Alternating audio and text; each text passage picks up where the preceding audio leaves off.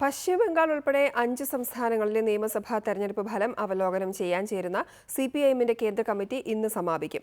കേന്ദ്ര കമ്മിറ്റിയിൽ നടന്ന ചർച്ചകൾക്ക് മറുപടി തയ്യാറാക്കാൻ PB രാവിലെ യോഗം ചേരും.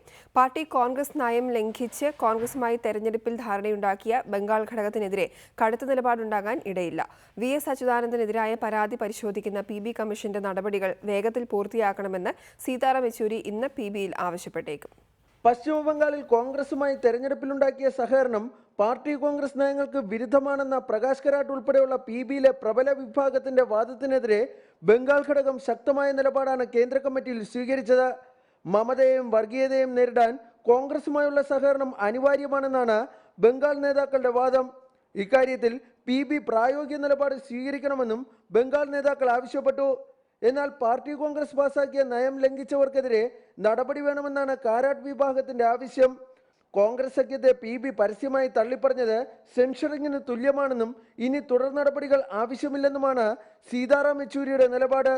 ഇന്ന് രാവിലെ ചേരുന്ന പോളിറ്റ് ബ്യൂറോ ഇക്കാര്യത്തിൽ അന്തിമ തീരുമാനമെടുക്കും. VS അച്യുതാനന്ദനെതിരായ PB കമ്മീഷന്റെ നടപടികൾ വേഗത്തിൽ പൂർത്തിയാക്കണമെന്ന് സീതാറാം യെച്ചൂരി ഇന്ന് PBയിൽ ആവശ്യപ്പെട്ടേക്കും. നേരത്തെ ഈ ആവശ്യത്തെ PBയിലെ ചില നേതാക്കൾ എതിർത്തിരുന്നു. B Balagopal, reporter, Delhi.